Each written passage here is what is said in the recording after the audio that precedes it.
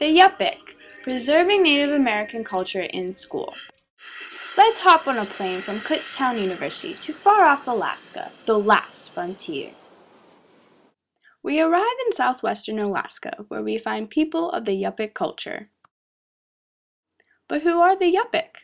The Yupik were named after the dialect of their language. They traveled with the migration of their game, fish, and plants. The camps were small populations with extended family living throughout the region.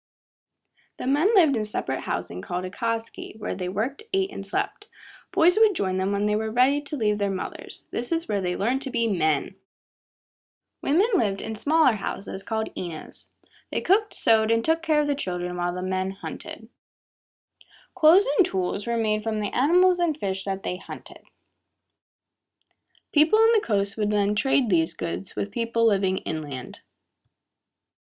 Unique characteristics of the culture. The word Yupik means the real people. The Yupik culture emphasizes the leadership of elders and family. Cooperation, harmony, and sharing are key ideas of the Yupik. Dancing is also very important. It serves as a valuable tool to pass down oral traditions and histories. Why don't we take a look?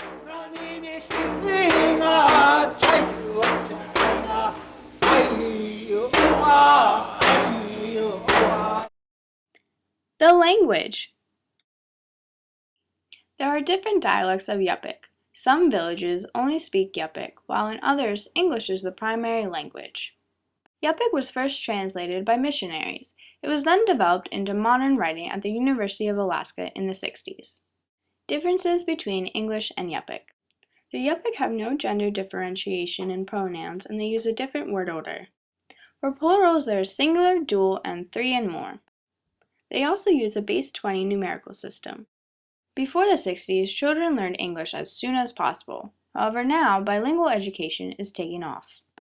The continuation of the Yupik language maintains cultural identity with development of positive feelings towards self and community. Because of the environment, the Yupik culture is isolated from the typical American culture. The Yupik also rely on subsistence to survive. Current culture. The Yupik must travel from plane to get to places outside their villages. They also use snow machines, or as we know them, snowmobiles, to travel around. Bethel, Alaska is the bigger town in the Yupik area. It provides goods to other villages through barge. Each year, it holds the Kuskokwim 300 dog sled race. People also participate in Saturday markets to sell Yupik goods. Now let's talk about the impact of history, culture, and environment on society and school.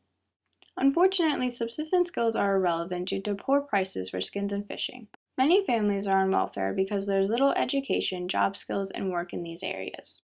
This leads to high rates of dropping out of school, teen pregnancy, alcohol abuse, and suicide. It is said that the Yupik are caught between two cultures. Now we'll compare the Yupik to Berks County. Berks County is centrally located to Philly, New York City, and Washington, D.C. The Berks city of Redding is extremely poor. Many people are on welfare and food stamps. Schools in Berks County are experiencing budget cuts, limiting resources and teachers. The ESL students in Berks County most often speak Spanish as their primary language. In contrast, the Yupik are very isolated, though there are many people on welfare. They have small schools with limited resources and a bilingual education. Current state of schooling. All grades may be contained in one building, and school starts and ends at the same time for everyone. The Alaskan state curriculum is taught as well as a cultural-based curriculum. Dropping out of high school and truancy are common problems in Yupik schools. Teachers have trouble making lessons meaningful to students since there are discrepancies between what is seen in textbooks and real life. There is a high teacher turnover rate, with most teachers only staying 1 to 2 years. Alaskan Natives' math and reading scores continue to drop, resulting in schools adopting programs to improve their scores. This unfortunately means dropping culture classes. Current needs of students. Students need engaging lessons that actually relate to their lives, and culture-preserving education or subsistence education. How do students learn best? Students work best by doing hands-on activities and working together. Subsistence education also makes learning meaningful.